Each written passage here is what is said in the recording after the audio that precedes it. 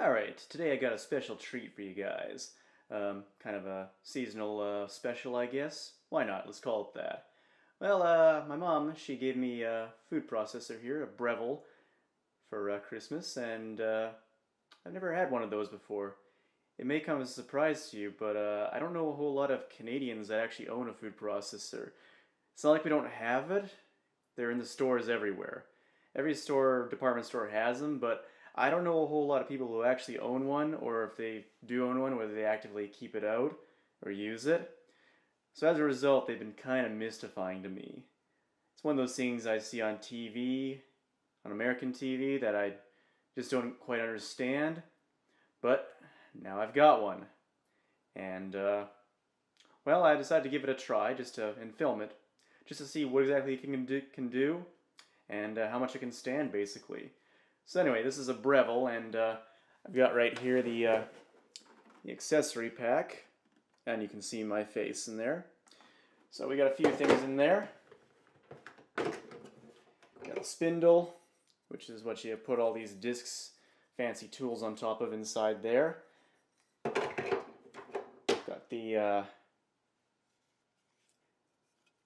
Got both the sharp blade and the dough blade. Depending on which way you put it in, it's either for chopping things up or for kneading dough, basically.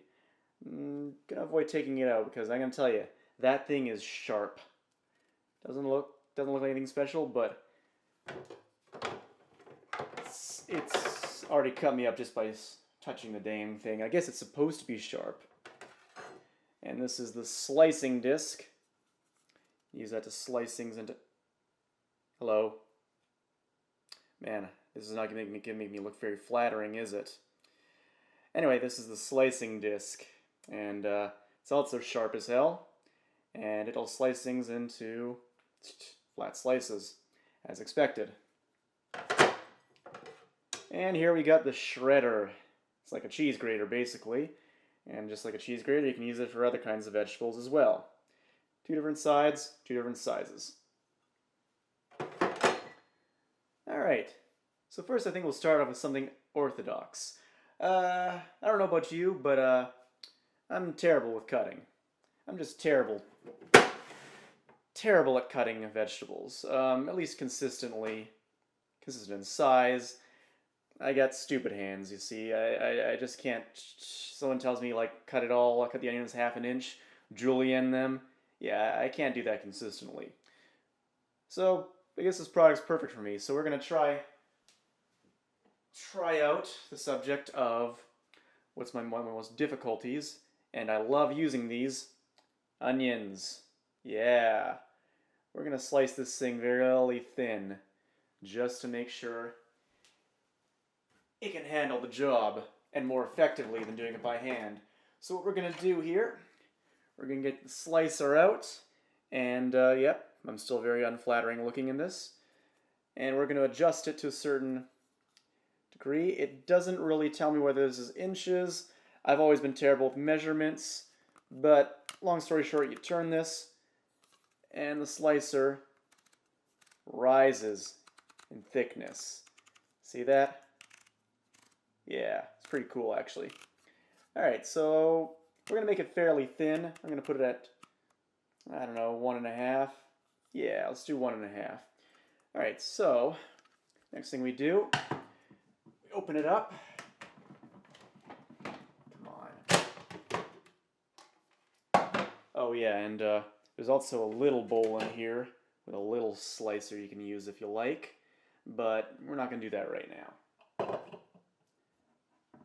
Let me get the spindle out. Shove that in.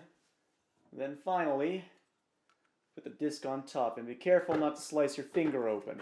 I've done that. It was not fun. Alright, and lastly we put this back on.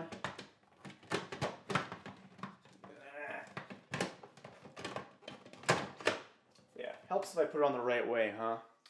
Alright. So, what do you do with this exactly? Well, it's really quite simple.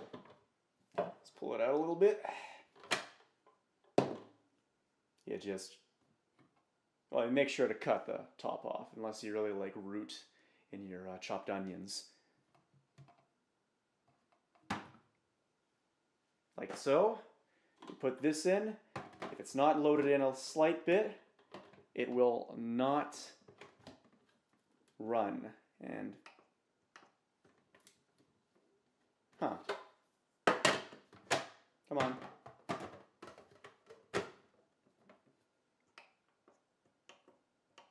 Uh-oh.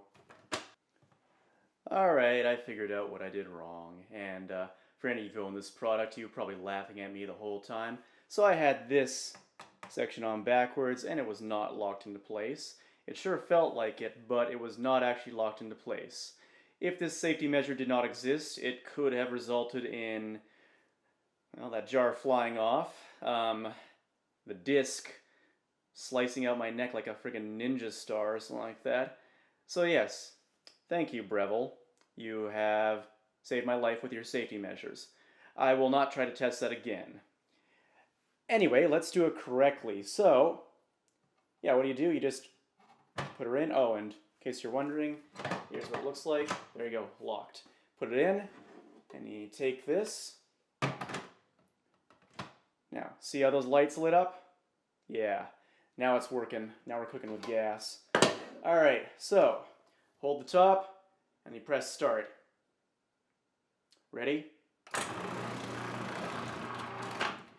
Look at that. You see how quick that was? Let's take it out for a look. Alright. Now, the one downside to these, well, we'll get to that later. Anyway. Yeah, so, here you can see very relatively thin pieces of onion. Vaporized in an instant. Pretty damn cool, if you ask me. Alright, I'm going to use this for dinner tonight. But, well, I'm sure some of you might be saying, well, I can cut an onion. It's not that labor intensive. Well, good for you. But, let's say you wanted to try something a bit more unique. Something that is a bit more labor intensive. Well, I'm sure you could think of a few ideas to use this shredder for. Alright, we're back. So I don't know about you, but I like my bacon to be possibly one of the most pure meals of the day. Yeah, so I like my bacon, get it straight from the butcher nearby, best bacon in town, best bacon in the province, best bacon in the country, and I like my eggs, locally sourced, free range, all that good stuff. But then I also like my hash browns, because that completes the picture, don't it? And, well, those are a bit more difficult to make yourself, or at least not really difficult, time intensive. So, McCain's. Yeah, that's what I've relied on most of the time. But then I realized this thing's got a shredder. I've shredded my own hash browns before, but it's a huge pain in the ass. You usually end up slicing your hand open on the grater. Potatoes are a lot more awkward to handle than cheese when it comes Parmesan cheese when it comes to that. But yeah, figure we should give this a shot. Here we go. Here's a russet potato. I like the skin on myself. Some of you might want to peel it yourself, but that's up to you. Anyway, let's get the shredder in. So I'd say we'll go with the big one. So we'll put it in this side up.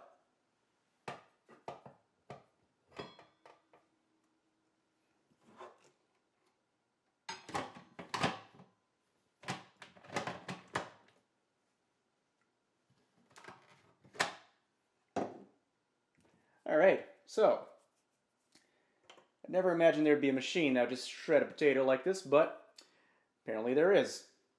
Or at least we're going to find out if there is. Will it shred it? I should probably quarter these.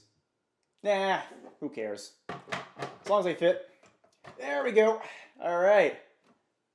Let's do it. You ready?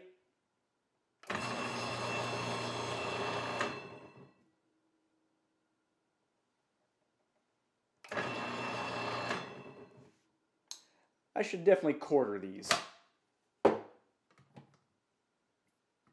Alright, let's just try one.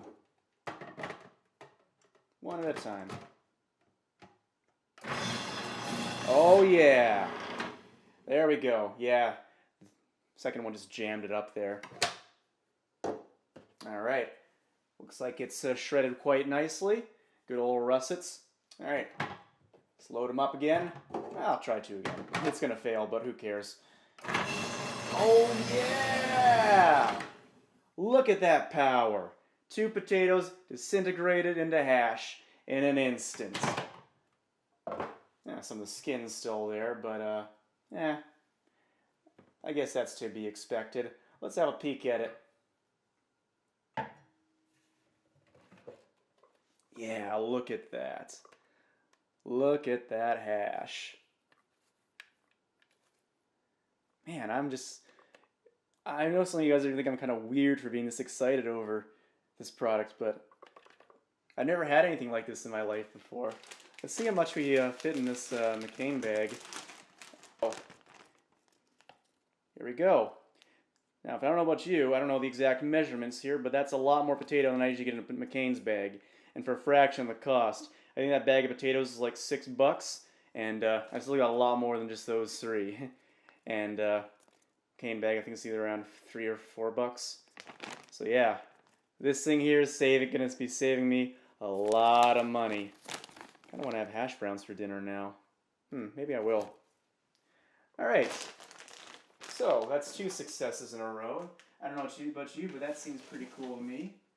But you might be thinking, well, Kyle, you're grating a potato. Isn't there something else you should be trying to grate instead? Well, I think I know what you're onto here. Let's find out.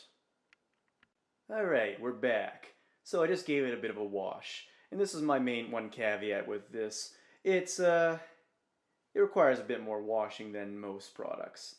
It wasn't so bad when I was using potato and onion, because I don't mind a little bit of onion flavor in my potatoes.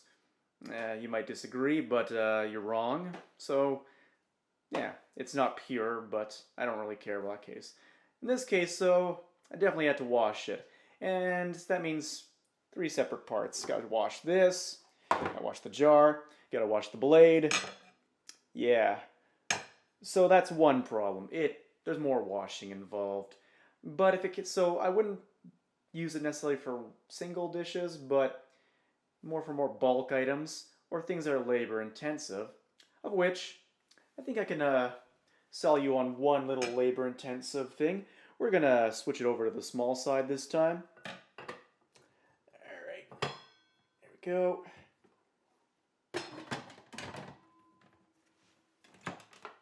All right, so let's give me 1 sec. Here we go. Cheese. Yeah, Parmesan. What, you thought I was going to get a block of cheddar? That'd be too easy. I want to test this machine. And if it can't do Parmesan,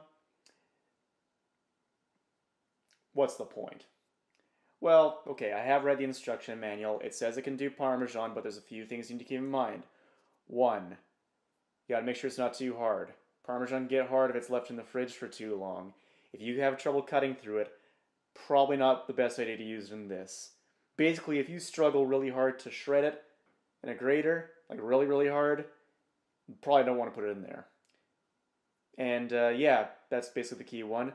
2, if it has a rind, get rid of it. I like to think that's, common sense, but you just never know sometimes. All right, let's give it a shot. I'm hoping this works. Okay, moment of truth. Let's do this.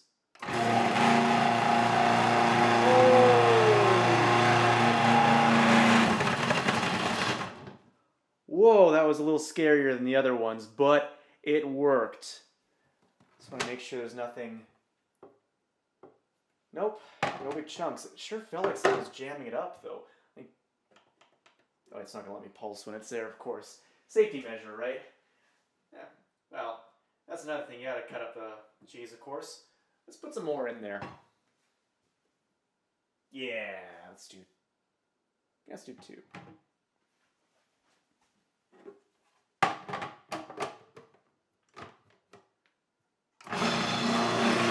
There we go.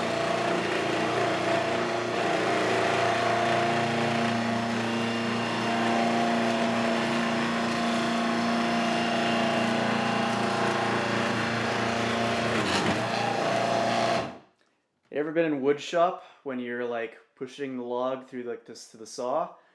Well, that's what it feels like to me right now. But man, it's working. All right, I got 2 more blocks. Let's finish this job off. Oh, actually, there's still some there.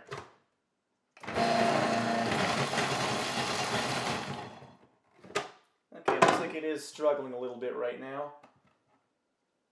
It's got some hard chunks there.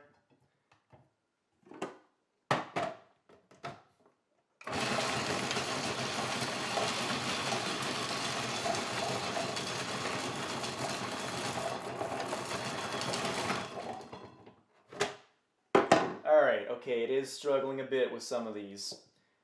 I hope it's not broken. That would just suck.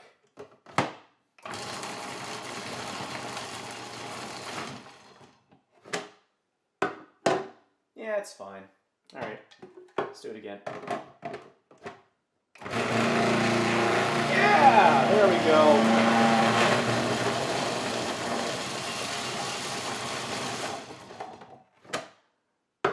Yeah, there is definitely some stuff it's having trouble with.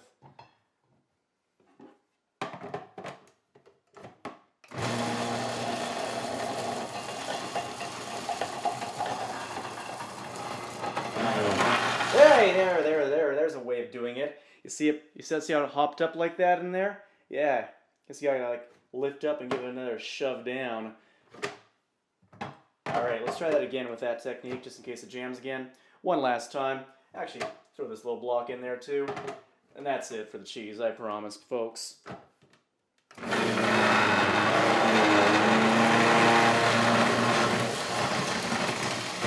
Check it out, it's hopping all right. Yeah!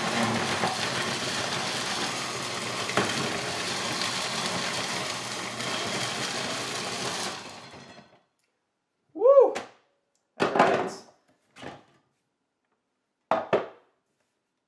Alright, so it's not as good as the other methods. Like you can see there's some big chunks that get stuck on there. These ones, little pebbles. That's kind of a pain. It's not that much of cheese wasted. What the hell? We'll just scrape it off in there. I don't think anyone's going to object if they get like harder chunks of, bigger chunks of Parmesan in their food. I know I wouldn't. Alright, let's have a peek at it. I think you kind of got the gist of it, but look at that. Alright, so it was a little rough. A little rough compared to the other ones, but you know, you can't argue with the results. That's a lot of Parmesan right now. I just shredded up a whole wedge there, and now it is ready for use. When this would normally take minutes, quite a few minutes to do that. So I'm quite pleased with it, even if it's not as good as the other ones. Alright, well, I hope you enjoyed. I know I did. Surprisingly, I'm not paid by Breville or anything like that. I'm just excited to have this appliance. I've never had one my entire life. But yeah, I hope you enjoyed. Let me know if you want to see any more like this. I know this isn't the usual stuff I film, but, well, we're kind of going through an identity crisis. But anyway, yeah, let me know what you think. Let me know if you have any tips on this, and maybe give me some ideas you want me to see me shred some other stuff. I still got the S-blades I can do, or maybe some dough. I don't bake that often, but, you know, maybe this will be fun to try. Anyway, I'm signing out for now. You have a nice day and a Merry Christmas.